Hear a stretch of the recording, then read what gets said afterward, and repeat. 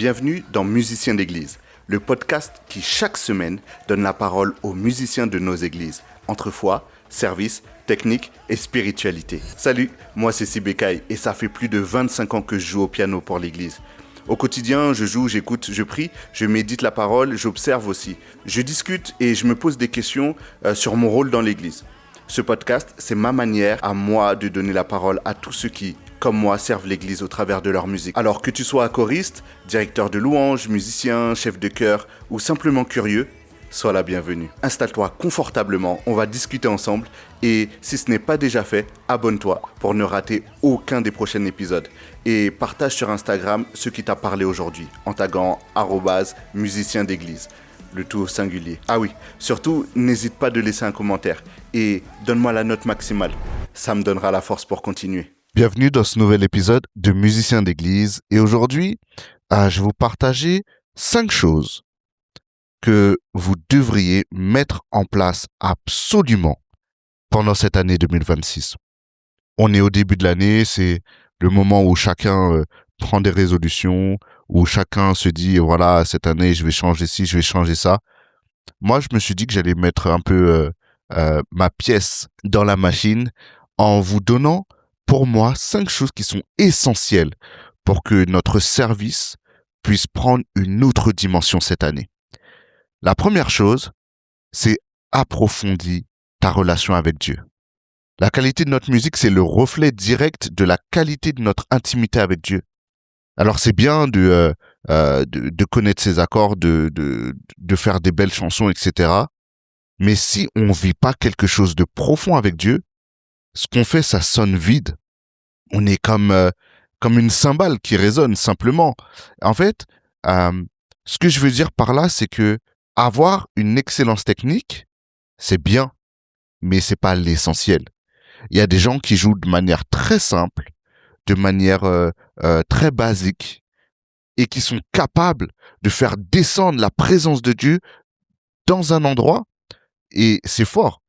D'ailleurs, je vous recommande d'aller écouter mon échange avec le frère Kimpuni ou avec le frère Manu Ange, et eux, ils vous diront clairement que avoir une intimité avec Dieu, c'est ce qui donne de la profondeur à notre musique.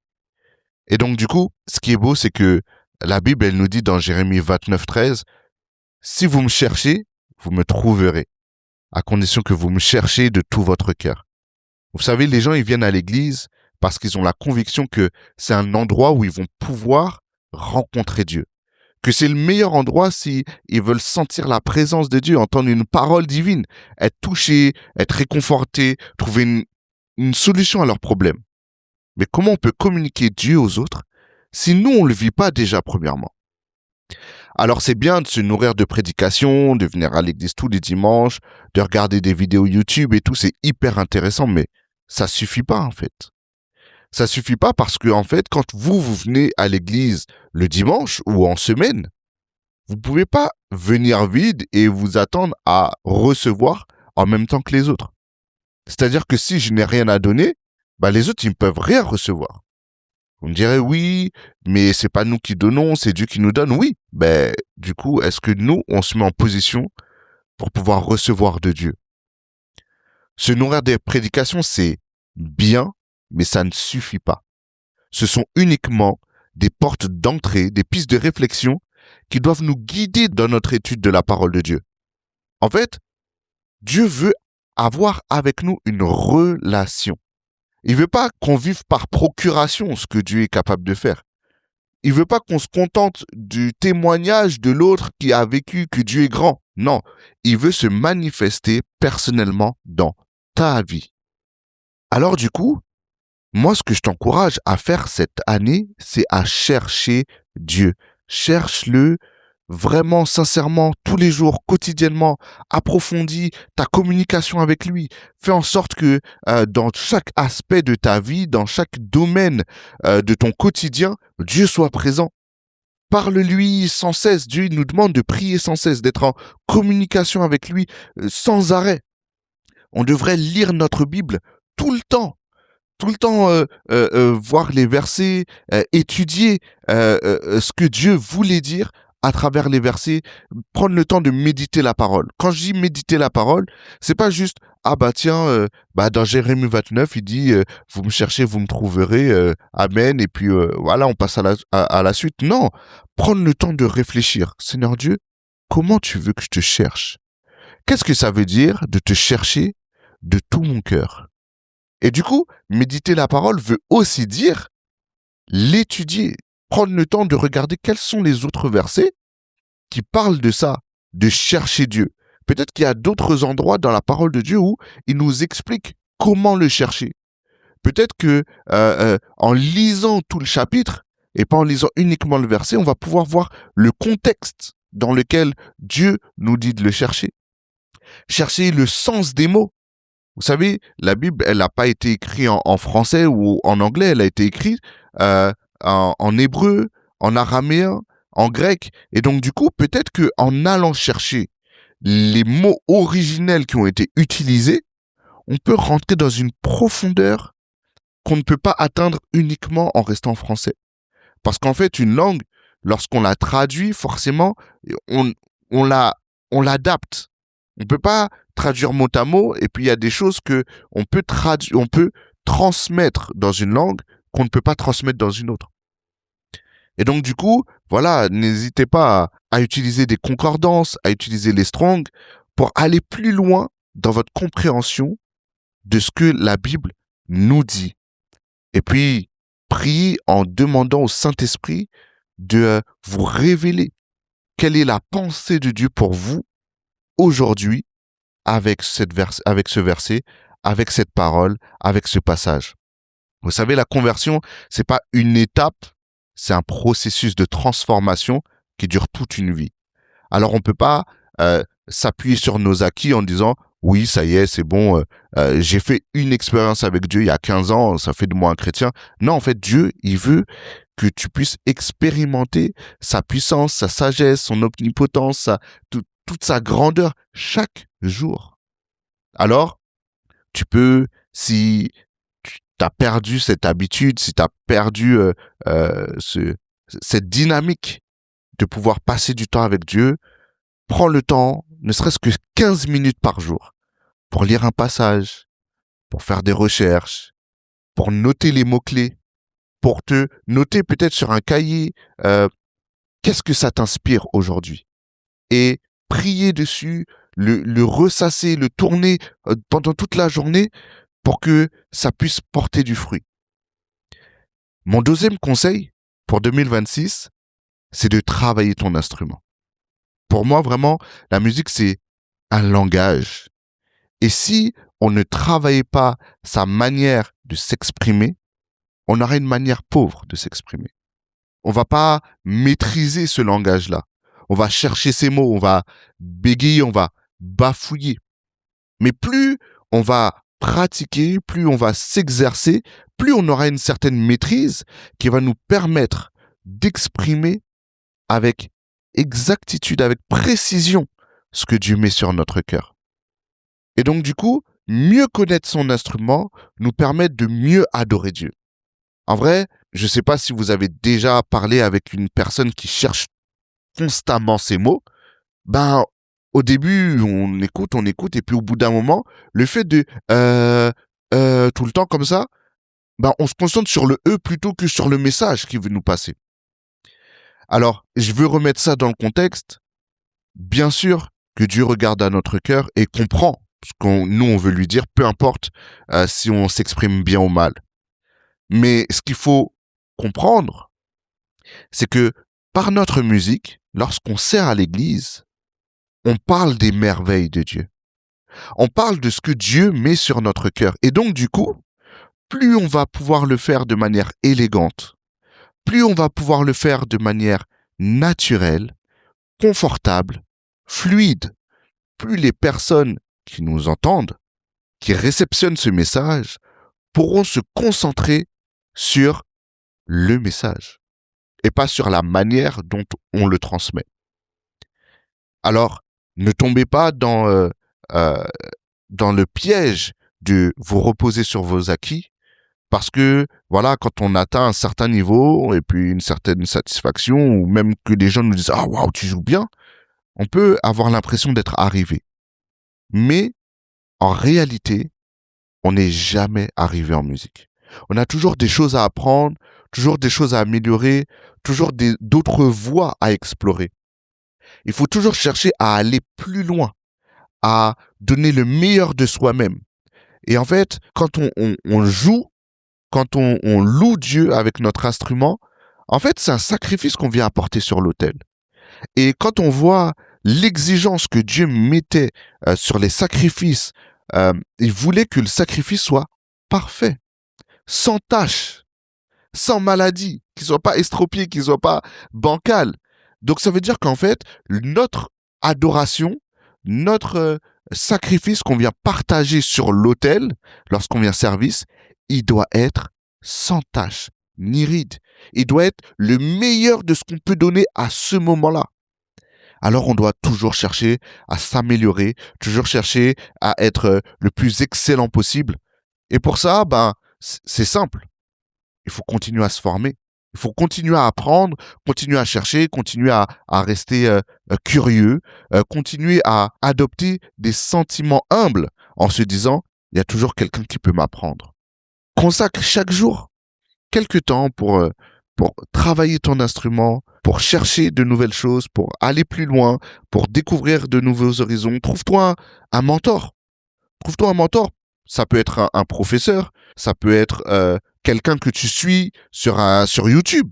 Voilà, parce que t'aimes sa façon de jouer et que t'aimerais avoir cette couleur-là à ton jeu, etc. Ou ça peut être simplement un ami, un frère qui est plus avancé que toi et qui peut te partager ce que lui, il a vécu de son expérience, etc. Mon troisième conseil, c'est de renforcer nos relations avec nos frères et nos sœurs. Pour moi, avoir une équipe soudée, c'est aussi important que d'avoir une technique parfaite. Quelque chose qui m'a toujours étonné, c'est que à l'église, on s'appelle frères et sœurs. Mais dans les faits, en fait, on se connaît pas vraiment. Ou on a des petits groupes par affinité, où voilà, on traîne ensemble. Et encore, on traîne ensemble, voilà, le dimanche, on parle de notre service, on parle de la prédication, etc. Où on critique les frères et sœurs. Mais on partage pas de choses vraiment profondes de la vie de tous les jours. Je pense que si Dieu nous appelle frères et sœurs, c'est qu'il faut qu'on le vive, en fait. Pour moi, l'église, c'est une communauté, c'est un endroit où, en fait, on trouve une nouvelle famille. Et donc, du coup, dans cette famille-là, comment on peut s'appeler frères et sœurs si on ne sait même pas ce que la personne à côté de nous est en train de vivre? Un dimanche, on était de service avec l'équipe du jour et honnêtement, le premier culte ne s'est pas super bien passé. C'est pas que la musique était catastrophique, etc., mais c'est comme s'il y a quelque chose qui nous retenait, qui nous empêchait de pouvoir entrer dans la dimension dans laquelle Dieu voulait nous emmener. Il y avait comme un poids, comme une lourdeur, quelque chose... voilà, la musique, elle n'arrivait pas à décoller.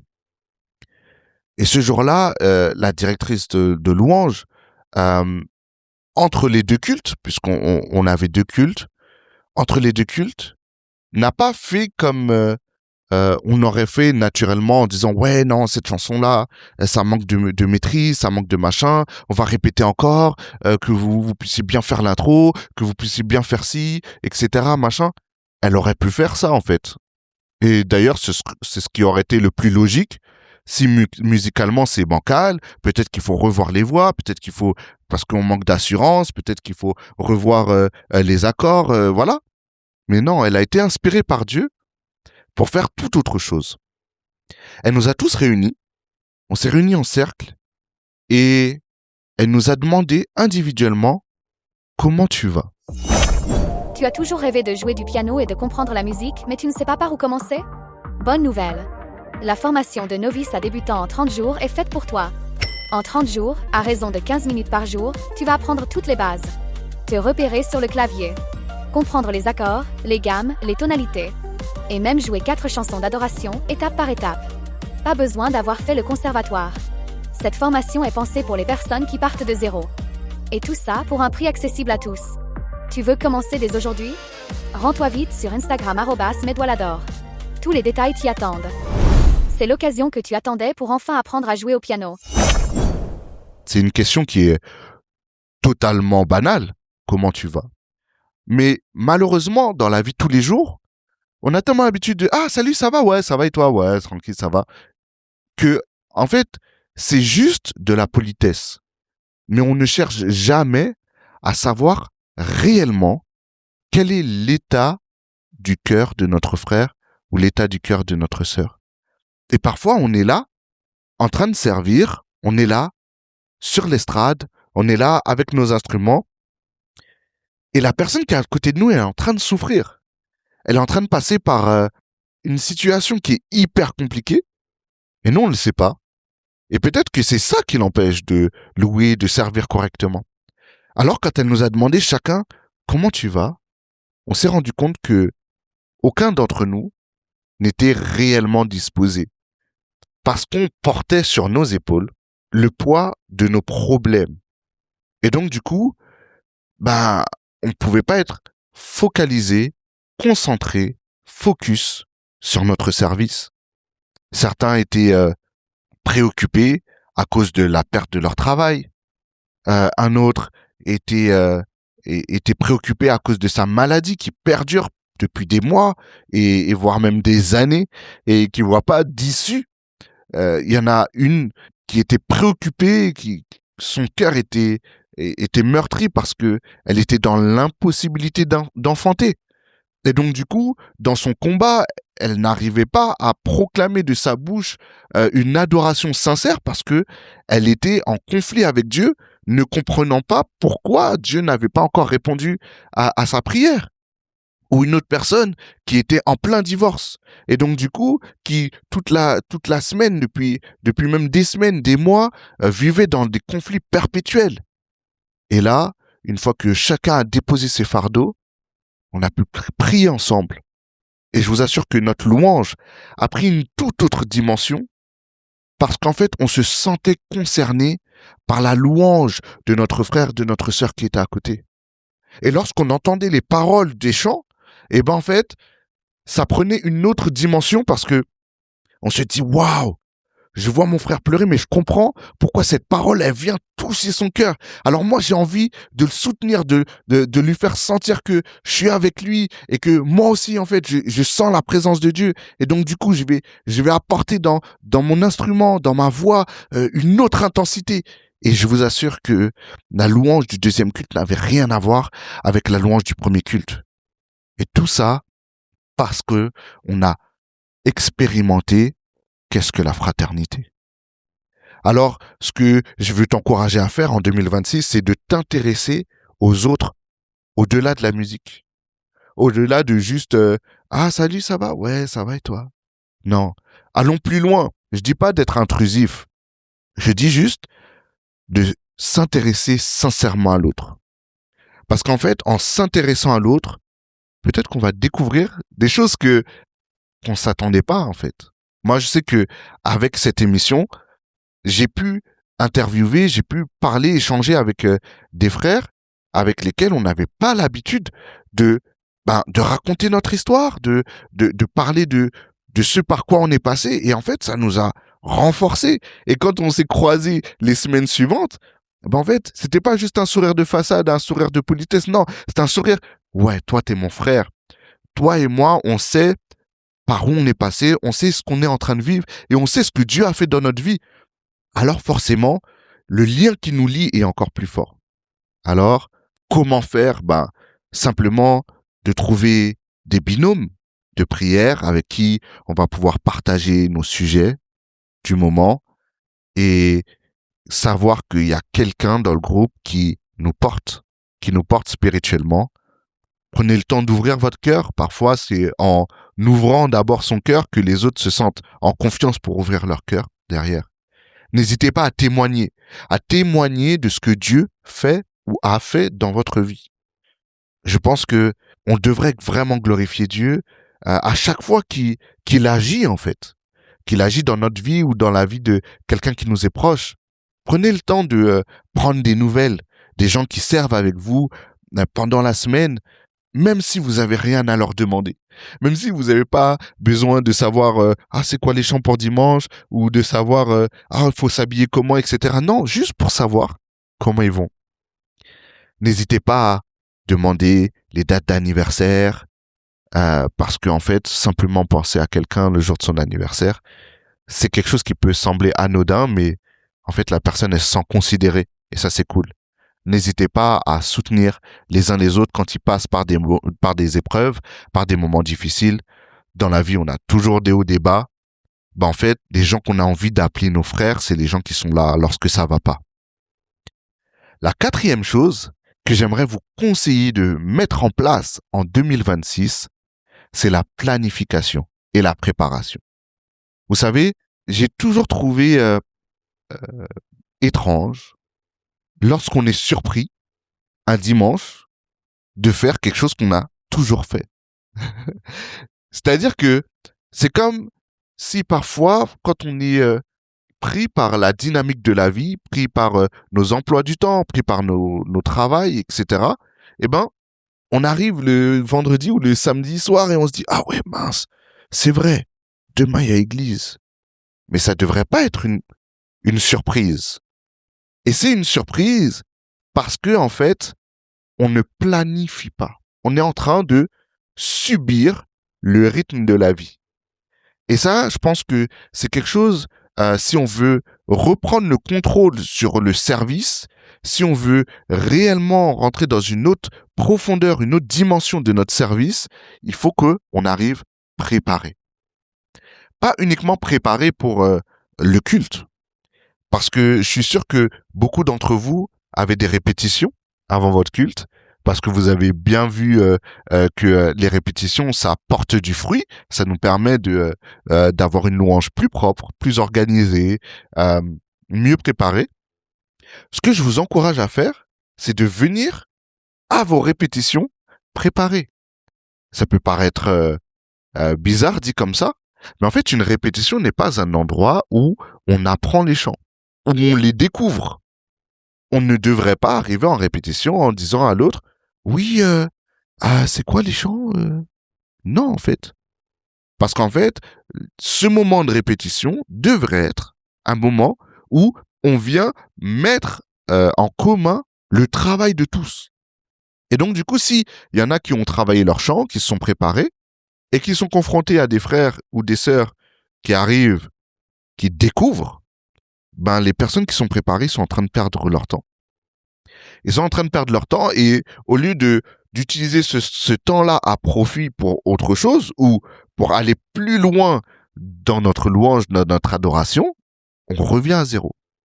Et ce que je trouve dommage, c'est que parfois il y a des chansons qu'on joue depuis des années, depuis des décennies, et on est toujours en train de les découvrir parce qu'on ne prend jamais le temps de se préparer en amont. On part du principe, ah oui, ce chant-là, je le connais. Et puis en fait, au final, on se rend compte que peut-être qu'on le connaît, mais pas bien. Et que les autres ne le connaissent pas de la même façon. Et donc, du coup, en fait, au lieu de s'harmoniser, on est en train de tâtonner et on arrive le dimanche ou le jour de notre culte avec une louange qui est juste bien, alors qu'elle pourrait être excellente. Il ne faut pas que vous puissiez subir le temps, mais il faut racheter le temps. C'est-à-dire qu'il faut être capable de se mettre du temps à part, se fixer des objectifs en se disant, non, en fait, si ma répétition, c'est jeudi soir, pour dimanche, il faut que lundi, j'ai travaillé 2 chants, que mardi, j'ai travaillé 2 chants, et que mercredi, j'ai travaillé 2 autres chants, par exemple. Il faut mettre en place des systèmes qui nous permettent de toujours aller plus loin et d'avancer pour que on puisse aller de gloire en gloire, de succès en succès, d'amélioration en amélioration et qu'on ne recommence pas à chaque fois à zéro, comme si c'était une surprise. Alors, peut-être qu'il faut mettre en place des outils pour pouvoir échanger les partitions, échanger des liens YouTube, échanger des audios, échanger des conseils, etc.